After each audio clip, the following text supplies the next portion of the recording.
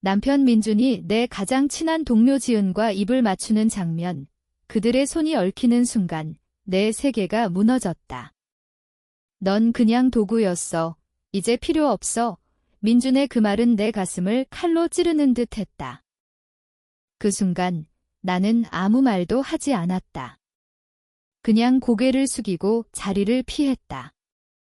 왜냐하면 그게 나다운 선택이라고 생각했으니까. 한국 사회에서, 특히 우리 같은 중산층 가정에서 스캔들은 가족의 명예를 더럽히고 직장 생활을 망친다. 나는 10년간의 결혼 생활을 지키기 위해, 아니, 적어도 내 자존심을 지키기 위해 침묵을 선택했다. 하지만 그 침묵은 나를 갉아먹기 시작했다. 밤마다 잠 못 이루며 그 장면이 머릿속에서 반복됐다. 민준의 미소, 지은의 교활한 눈빛. 왜 나였을까? 내가 부족해서? 아니, 그들은 그냥 이기적일 뿐이었다. 민준은 성공한 변호사였다. 우리 결혼은 부모님의 소개로 시작됐고 나는 그를 믿었다. 지은은 대학 동창으로 회사에서 나와 함께 일하며 서로의 비밀을 공유했다. 그런데 그 비밀이 나를 배신한 무기가 됐다. 그날 이후 나는 출근할 때마다 지은의 시선을 느꼈다. 그녀는 미안함 없이 오히려 승리감에 젖어 있었다. 언니, 요즘 피곤해 보이네. 그녀의 그 말은 조롱처럼 들렸다. 내 마음속에서 분노가 싹 텄다. 하지만 나는 억눌렀다. 참아야 해. 이혼하면 아이들은 어떻게 해? 직장은 스스로를 설득했다. 매일 아침 거울 앞에서 웃는 연습을 했다. 가족 모임에서 민준과 손을 잡고 지은과 대화를 나누며. 하지만 그 안에서 나는 죽어가고 있었다. 왜 내가 희생해야 하지? 그들이 잘못한 건데 이 생각이 점점 커졌다. 시간이 흘렀다. 3개월쯤 됐을까? 민준은 더 대담해졌다. 집에 늦게 들어오고 지은과의 출장을 자주 갔다. 나는 그들의 메시지를 몰래 봤다. 그 여자는 아무것도 모를 거야? 바보처럼 그 문구가 내 뇌리에 새겨졌다. 그날 밤 나는 처음으로 울지 않았다. 대신 계획을 세우기 시작했다. 아니, 아직은 아니었다. 그냥 관찰했다. 그들의 패턴을, 약점을. 지은은 야심가였다. 회사에서 승진을 노리고 민준은 그녀를 이용해 클라이언트를 소개했다. 그들은 서로를 필요로 했다. 나는 그 점을 이용할 수 있을까? 하지만 아직은 때가 아니었다. 나는 더 기다렸다. 매일 일기를 쓰며 내 감정을 기록했다. 오늘 민준이 웃었다. 그 웃음 뒤에 숨긴 거짓을 봤다. 이 과정에서 내 마음이 변했다. 더 이상 약자가 아니었다. 헌터가 됐다. 민준과의 대화가 줄었다. 그는 그것을 이상하게 생각하지 않았다. 요즘 바빠? 라고 물었을 뿐 나는 괜찮아 라고 대답했다. 하지만 내 속에서는 폭풍이 몰아쳤다. 내가 나를 버린 대가를 치르게 할 거야? 천천히 이 생각이 나를 지탱했다. 회사에서 지은이 승진 소식을 알렸다. 모두 축하했지만 나는 속으로 웃었다. 그게 내 마지막 승리가 될 거야. 나는 그녀의 파일을 뒤지기 시작했다. 작은 실수, 과장된 보고서. 증거를 모았다. 하지만 아직 행동하지 않았다. 왜냐하면 서두르면 내가 망할 테니까. 밤에 혼자 있을 때 나는 생각했다. 내가 왜 이렇게 됐지? 원래 나는 착한 사람이었어. 하지만 그 착함이 나를 여기로 데려왔다. 이제는 변해야 했다. 침묵은 더 이상 보호막이 아니었다. 그것은 무기였다. 그 후로 나는 더 깊이 파고들었다.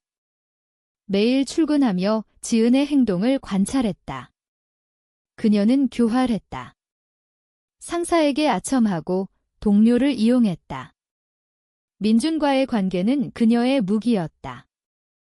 나는 그걸 알았지만 아직 드러내지 않았다. 기다려. 때가 올 거야 의 스스로를 다독였다. 집에서 민준은 여전했다. 저녁을 먹으며 TV를 보다가 갑자기 굴이 이혼할까? 라고 물었다. 나는 놀랐지만 침착하게 대답했다. 왜? 그는 그냥 지쳤어 라고 했다. 그 말에 나는 웃었다. 속으로. 내가 지치게 만들 거야. 하지만 겉으로는 생각해보자 라고만 말했다. 그날 밤 나는 울지 않았다. 대신 민준의 서랍을 뒤졌다. 지은과의 사진, 메시지. 증거가 쌓였다. 하지만 나는 그것을 이용하지 않았다. 아직은. 왜냐하면 단순한 이혼으로는 부족했으니까. 그들은 내 인생을 망쳤고 나는 그들의 인생을 천천히 무너뜨리고 싶었다. 다음 날 회사에서 지은이 나를 불렀다. 언니, 요즘 이상해. 무슨 일 있어? 그녀의 눈빛은 탐색적이었다. 나는 아니, 그냥 피곤해 애라고 대답했다. 하지만 내 마음속에서는 내가 두려워할 때가 올 거야. 이 생각이 나를 강하게 만들었다. 나는 심리학 책을 읽기 시작했다. 피해자의 심리, 가해자의 약점. 사람들은 자신의 죄책감을 두려워해. 이 문구가 인상적이었다. 나는 민준에게 작은 힌트를 주었다. 요즘 꿈에서 이상한 걸 봤어. 그는 불안해 보였다. 무슨 꿈? 너와 다른 여자. 그는 웃으며 넘겼지만 눈동자가 흔들렸다. 지은은 더 가까워지려 했다. 점심을 같이 먹자고 제안했다. 나는 받아들였다. 대화 중에 그녀가 민준 오빠랑 잘 지내? 라고 물었다. 나는 왜? 라고 반문했다. 그녀의 미소가 어색했다. 너도 불안하구나. 나는 속으로 만족했다. 하지만 이 과정에서 내 마음이 아팠다. 내가 왜 이렇게 해야 해? 원래 우리는 친구였어. 지은과의 추억이 떠올랐다. 대학 시절 함께 웃던 날들. 하지만 그 추억은 이제 독이었다. 그녀가 나를 배신했어? 용서할 수 없어. 이 갈등이 나를 괴롭혔다. 민준과의 관계는 더 악화됐다. 그는 집에 늦게 들어오고 나는 그것을 지적하지 않았다. 대신 그의 클라이언트 목록을 몰래 복사했다. 변호사로서의 약점. 뇌물 수수 의혹. 나는 그것을 조사했다. 이걸 이용하면 그의 커리어가 끝날 거야. 밤에 혼자 있을 때 나는 독백했다. 내가 괴물이 돼 가는 건가? 하지만 그들이 먼저 시작했어. 이 생각이 나를 지탱했다. 침묵은 이제 전략이었다. 나는 기다렸다. 더 많은 증거를 모으며 회사 파티에서 그들이 함께 있는 걸 봤다. 그들의 시선이 얽혔다. 나는 멀리서 지켜봤다. 곧 내 문의 행복이 끝날 거야. 하지만 그 순간 내 가슴이 아팠다. 왜 나만 고통받아? 이 질문이 나를 더 세게 만들었다. 나는 친구에게 털어놓지 않았다. 왜냐하면 한국 사회에서 그런 일은 수치였다. 대신 혼자 견뎠다. 살아남아야 해. 복수하기 위해. 이 결의가 점점 강해졌다. 이제 나는 변했다. 침묵이 더 이상 약점이 아니었다. 그것은 칼날이었다. 민준의 약점을 파악한 후 나는 지은에게 초점을 맞췄다. 그녀는 회사에서 승진했다. 하지만 그 뒤에는 조작된 보고서가 있었다. 나는 그것을 알았다. 몰래 복사한 파일에서. 언니, 축하해. 나는 그녀에게 말했다. 그녀는 웃었다. 고마워. 하지만 저적 눈빛은 경계했다. 너도 느껴? 내 변화를. 나는 속으로 중얼거렸다. 집에서 민준이 기혼 서류 준비할까? 라고 물었다. 나는 기다려 라고 대답했다. 그는 짜증을 냈다. 왜? 내가 원하는 거 아니야?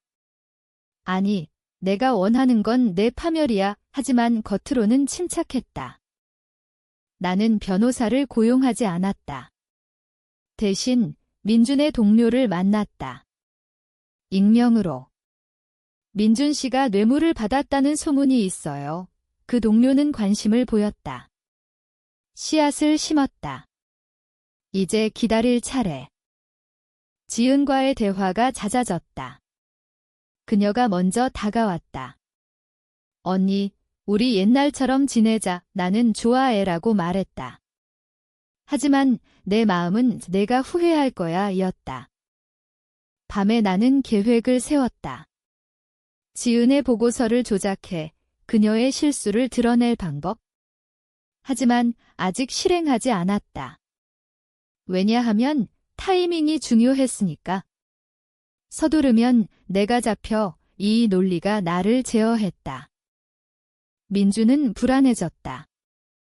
요즘 이상한 소문이 돌던데 그는 말했다. 나는 무슨 소문? 이라고 물었다. 그는 대답하지 않았다. 내가 두려워하는 거야. 나는 만족했다. 하지만 이 과정에서 내 인성이 무너졌다. 내가 이렇게 잔인할 수 있었어. 지은의 눈물을 상상하며 나는 죄책감을 느꼈다. 하지만 그녀가 먼저 배신했어. 이 생각으로 눌렀다. 회사에서 지은이 실수를 저질렀다. 나는 그것을 증언했다. 익명으로. 상사가 조사했다.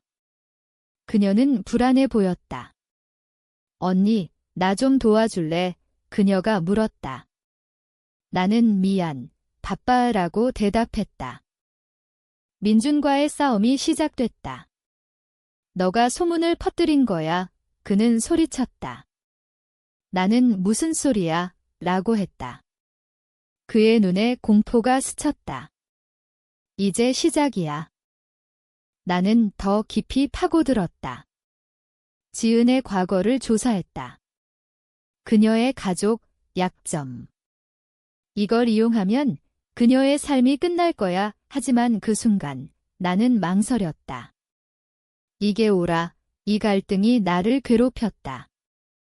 밤에 혼자 나는 울었다. 왜 나였어? 왜 그들이 행복해? 하지만 눈물을 닦고 계획을 계속했다. 이제 돌아갈 수 없었다. 계획이 구체화됐다. 나는 민준의 클라이언트에게 익명 메일을 보냈다. 민준 변호사가 뇌물을 받았습니다. 증거 첨부. 그 증거는 내가 모은 거였다. 그는 패닉에 빠졌다. 이게 무슨 짓이야? 집에서 소리쳤다. 나는 모르는 일이라고 말했다. 지은은 회사에서 조사를 받았다. 내 증언 때문이었다. 그녀가 나를 찾아왔다. 언니, 왜 그래? 우리가 친구잖아. 그녀의 목소리가 떨렸다. 친구. 내가 배신했는데 나는 속으로 비웃었다. 겉으로는 미안이라고만. 민주는 지은과 만났다. 나는 그걸 알았다. 몰래 따라갔다. 그들의 대화, 그 여자가 의심해. 걱정 마. 증거 없어. 하지만 나는 증거를 가지고 있었다. 나는 그들의 관계를 이용했다.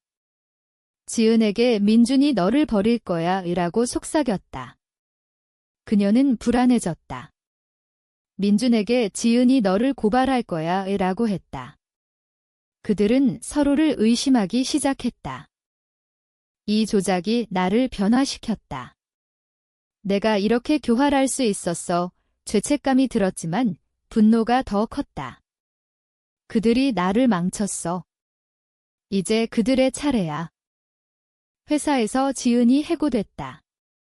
내 보고서 때문이었다. 그녀가 울며 나를 봤다. 언니, 왜, 나는 내가 자초한 거야, 라고 생각했다. 하지만 말하지 않았다. 민준의 커리어가 흔들렸다. 클라이언트가 떠났다. 그는 술에 취해 집에 왔다. 너가 한 거지, 나는 부정했다. 그의 눈에 절망이 보였다.